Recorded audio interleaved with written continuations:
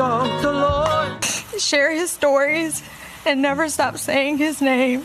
A church filled with people wearing light blue, a mother's voice breaking as she describes the daughters her son never got to have, and in the same 24 hours, before that day was even over, 4 things collided at once, things that had nothing to do with grief, and everything to do with what actually happened to him. First, $100,000 suddenly on the table for anyone willing to talk. Second, a public accusation that the timing of that money wasn't a coincidence at all. Third, a sheriff saying out loud for the first time exactly what he believes killed Nolan Wells.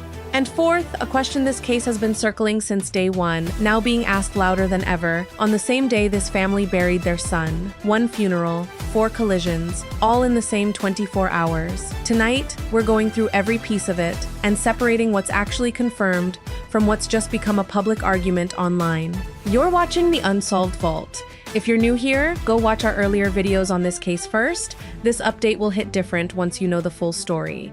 And subscribe now, because this case is moving faster than almost anything we've covered. New evidence, new statements, new developments, and we're breaking down every piece of it the moment it's confirmed. Let's get straight into the video. Before any of this became a case, before GPS data and grand juries and reward money, it was simply a family looking ahead. Christine and Elmore Wansley had spent 18 years imagining ordinary things for their son. Football games, a graduation, someday, a family of his own, the kind of future every parent pictures without ever having to think about it twice, because there's no reason to imagine anything else. That future went dark on July 6th. 2 days after Nolan was last seen on Horn Island, his parents learned that his body had been found in the waters off the coast, the same stretch of Gulf he'd visited 2 days earlier to celebrate Independence Day. 2 weeks after that, on July 20th, they stood together at Center Point Church in Ocean Springs, holding each other through their son's funeral. Their voices shook as they spoke, not about the investigation, not that day, about Nolan, about the man he was becoming, about how he made people feel welcomed, the jokes he told, the character he built on and off the football field, about how deeply he valued family and faith. Christine stood before the room and offered something that wasn't just a eulogy. It was closer to an instruction, something for everyone in that church to carry with them after they left. In a world that can often feel dark, be like Nolan, she said. Be the light that brightens the lives of those around you. Be the warmth for those who may be feeling the coldness of the world.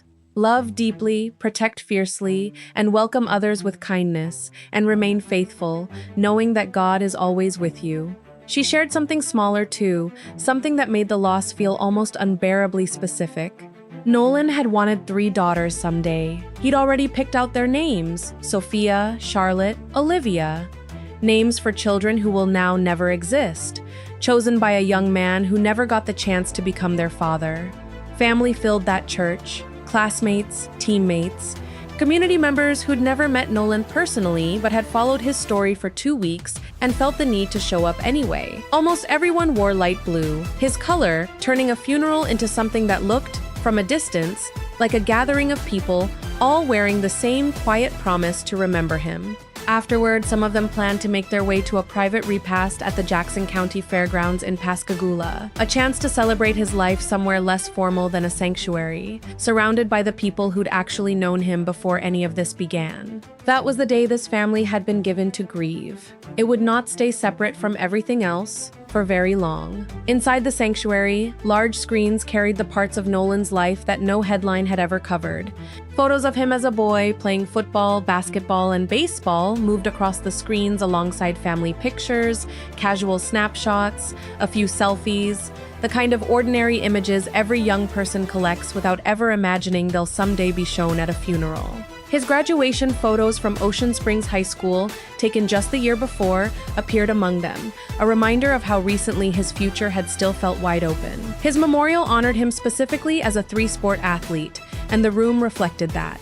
Framed jerseys stood on display around the sanctuary. The last one he ever wore, number 16, for the Southwest Mississippi Community College Bears, was placed beside his photo near the casket itself. He'd earned that jersey on scholarship, a rising sophomore heading into a season he never got to play. Among the mourners were his former teammates, young men who'd played football together in Ocean Springs, black and white, standing shoulder to shoulder in that church. Some offered each other hugs, others simply shook hands, the kind of quiet gesture that doesn't need explaining between people who shared a locker room and a season together, now standing in a sanctuary instead. After the service, Christine and Elmore Wansley stepped outside to speak briefly with reporters gathered at the church. They said they were grateful, genuinely grateful, for how the community had shown up for them, for the kind words and shared memories that had poured in over the past 2 weeks. They said all of it felt like confirmation, a reflection of the job they'd done raising their son. And in the middle of their grief, they shared something forward-looking, something that wasn't about the investigation or the questions still hanging over this case. They said they planned to start a foundation in Nolan's name, a way to define his legacy on their own terms, built around who he actually was, not just the headlines that followed his death. Away from the church, away from the eulogy and the photos on the screen, the actual investigation into how Nolan Wells died was still moving, quietly, in the background of everything else happening that day. Here's what's actually been confirmed and what hasn't. There are 2 autopsies in this case. One, conducted by the state, was completed shortly after Nolan's body was recovered. The other, an independent examination requested by the family, took place separately in Washington, D.C. As of the day of the funeral, neither had produced results the public had seen. The family's attorney said preliminary findings were expected to be shared only after Nolan's burial, meaning his parents walked into that church still not knowing, officially, how their son died. But for the first time, an official gave the public something closer to a direct answer, even without the autopsy results to back it up. Sheriff John Ledbetter said he suspects Nolan drowned. It's the most direct statement anyone in law enforcement has made about a cause of death since this case began. A departure from the careful, non-committal language investigators had used up to that point. The family's legal team pushed back on that theory immediately, and their argument hasn't changed since the earliest days of this case. Nolan knew how to swim. He wasn't a casual swimmer caught off guard by open water. To his family, the idea that a strong, capable swimmer simply drowned, without anyone around him noticing, still doesn't sit right. There's another explanation sitting alongside the sheriff's theory, one that doesn't come from either side of this dispute. Volunteer rescuers from the United Cajun Navy, the same group that helped search for Nolan in the days after he went missing, have said there was a strong rip current in the water on July 4th. It's worth noting that this isn't a new or unusual warning for that stretch of coastline. The National Park Service routinely cautions visitors to check current conditions before entering the water anywhere along the Gulf Islands National Seashore, Horn Island included. So here's where that leaves things. 2 explanations sitting side by side. One from the sheriff suggesting a tragic accident, one from the family insisting that explanation doesn't match who their son was, and a third detail from rescuers who know that water better than almost anyone, offering a possible reason an accident could have happened at all, without assigning blame to anyone. None of it is confirmed. All of it is still waiting on the same toxicology results that have been pending for weeks. Results that could, depending on what they show, support one of these explanations, complicate both of them, or open up questions nobody's asked yet. There's one more dimension to this case that has to be addressed directly, because it's been part of the public conversation since the earliest headlines, and it was present, explicitly, inside that church. Nolan Wells was Black.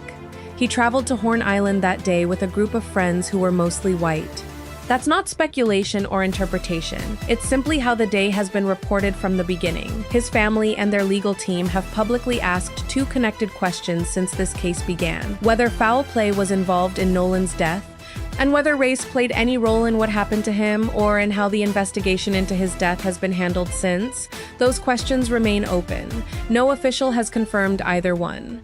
Standing beside Nolan's parents that day was the Reverend Al Sharpton, who had traveled from New York specifically to deliver the eulogy. He didn't deliver a quiet one, and he didn't avoid the subject of race. Sharpton told the room that race couldn't simply be set aside in this case, not because of any confirmed evidence, but because of how many questions remained unanswered, and because of Mississippi's own history. He invoked names the state has carried for generations: Emmett Till, Medgar Evers, Black lives lost under circumstances that, in their time, were never fully accounted for. He said Nolan's death offered this state a chance to respond differently than it had in the past. He went further back than recent history. He reached for one of the oldest stories there is, two brothers, and a single unanswered question that's followed humanity since. Am I my brother's keeper? Sharpton told the congregation that somewhere, someone may be holding on to a secret instead of standing up with the truth, and that kind of silence doesn't simply disappear once the moment passes. Am I my brother's keeper? Or am I the keeper of some kind of secret that you could give and won't stand up? Sharpton said. But the blood's going to haunt you. Attorney Ben Crump stood with him, and at points during the service, led the room in call and response. Justice for Nolan Wells. Nolan Wells's life mattered. The congregation didn't answer quietly. They rose to their feet, applauding, some cheering, turning a funeral into something that was, in that moment, also a demand. What that moment proves, and what it doesn't, is worth being precise about. It shows a family and a community united in wanting answers and willing to say so loudly, in public, at their son's own funeral. It doesn't on its own confirm what actually happened to Nolan Wells or why. That question, the one underneath everything else in this case, was still sitting unanswered in that room, even as the applause rose around it. Near the end of the eulogy, the tone in that church shifted. Sharpton moved from scripture and history into something far more concrete, an actual, immediate offer, made to anyone listening, inside that room or beyond it. He announced that his organization, the National Action Network, would put up $50,000, a reward for anyone who could provide information leading to an arrest and conviction in Nolan's case. I want to put up a reward of $50,000 for anybody who could give the information that will lead to an arrest and a conviction in the case of what happened, Sharpton said.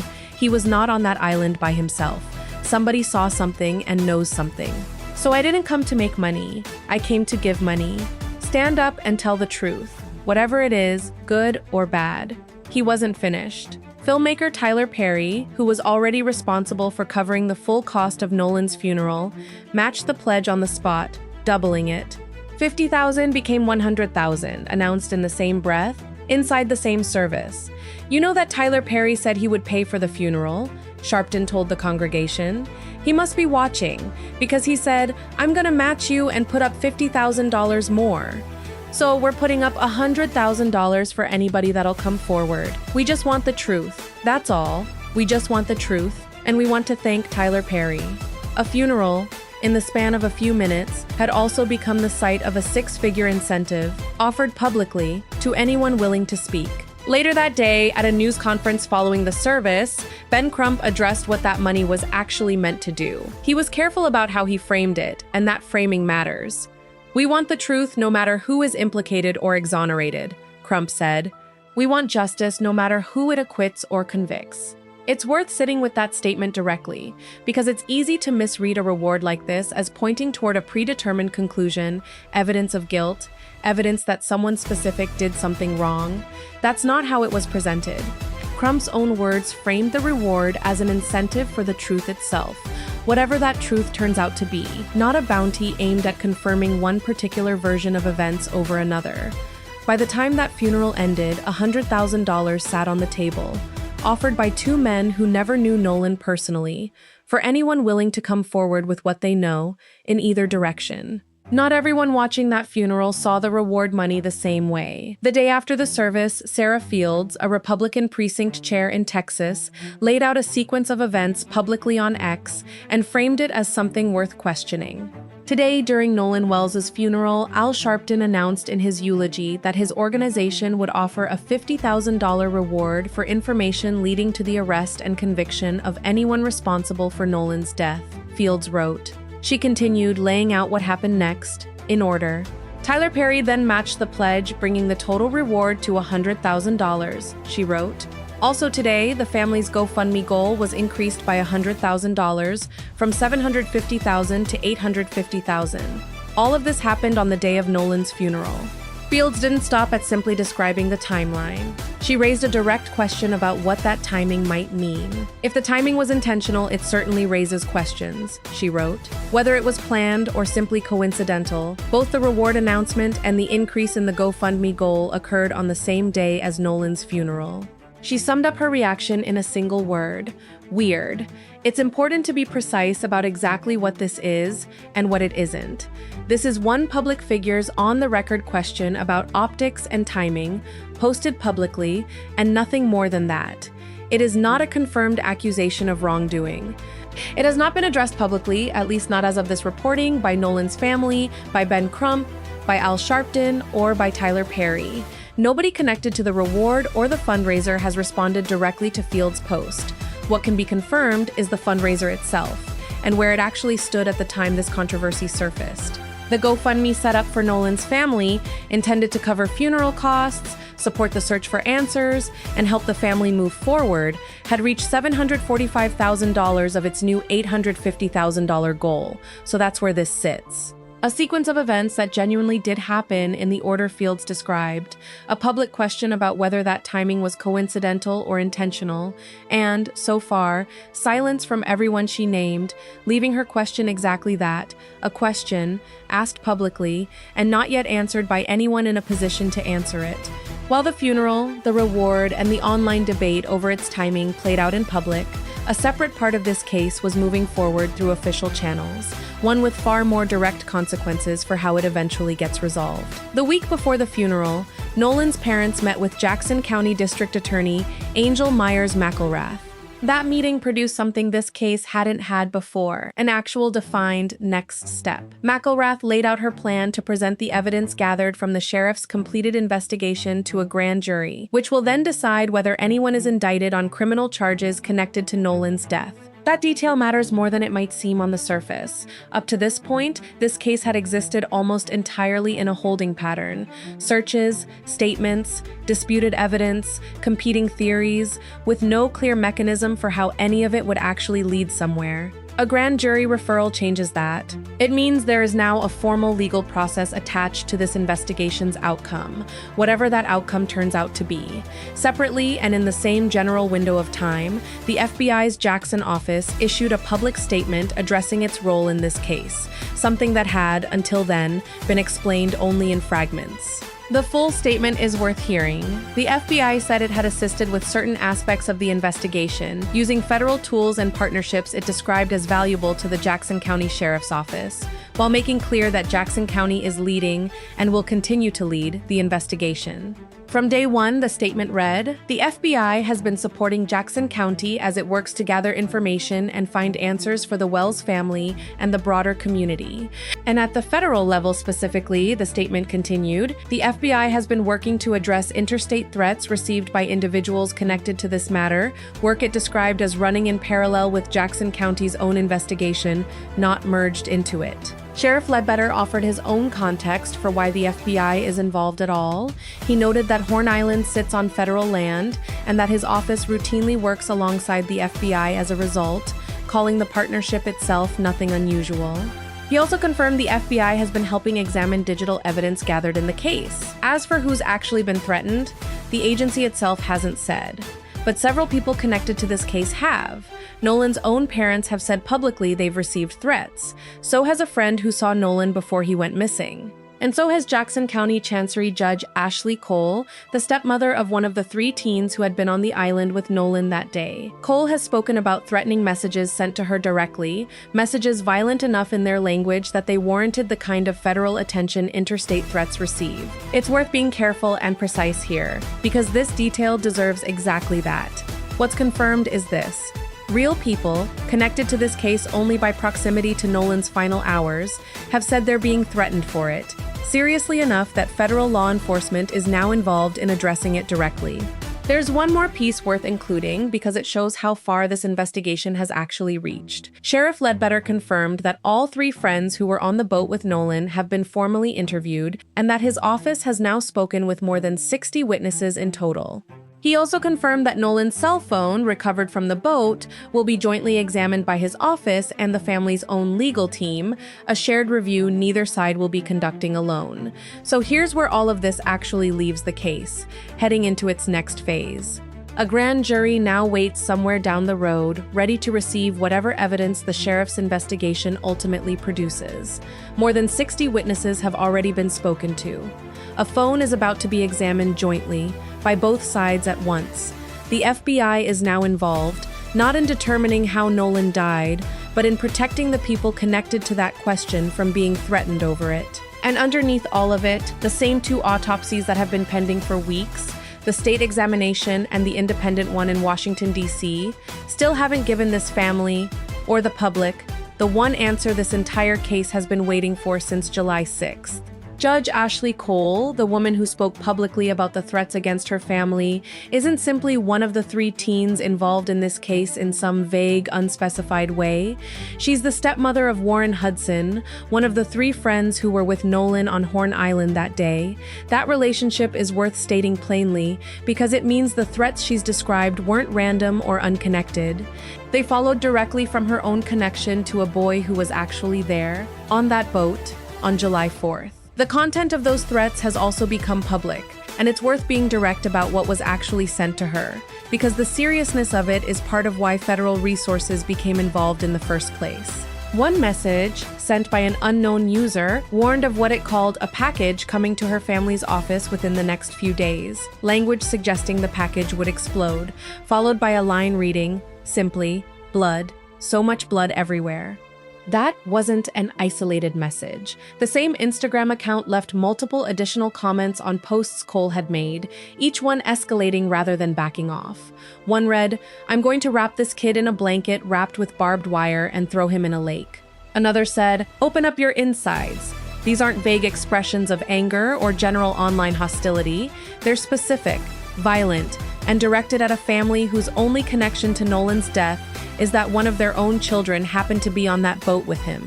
That's precisely the kind of threat that crosses from disturbing internet behavior into federal territory, the kind the FBI's own statement was referring to when it described interstate threats serious enough to require its involvement. So that's where this case stands, after a week that changed its shape entirely. A funeral meant for grieving became something bigger, a rallying point, filled with demands for truth spoken out loud, in public, at a child's own service. A 6-figure reward now sits on the table, offered by 2 men who never knew Nolan personally, for anyone willing to come forward. That same reward became the center of a public controversy, one man's question about timing, still unanswered by anyone connected to it. And for the first time, this case has an actual legal process in motion. A grand jury waiting, a phone about to be examined by both sides at once, threats serious enough to draw in federal law enforcement. And underneath every single one of those developments, the one thing that still hasn't changed. Nobody officially knows how Nolan Wells died. Not the public, not, as far as anyone has confirmed, even his own parents. We're going to stay on this story exactly the way we always have, only reporting what's actually been confirmed, not what's circulating, not what sounds compelling, only what holds up. When those autopsy results finally land, we'll be the ones breaking it down, fact by fact, the moment it's real. Subscribe and turn on notifications, so you're here the second that happens.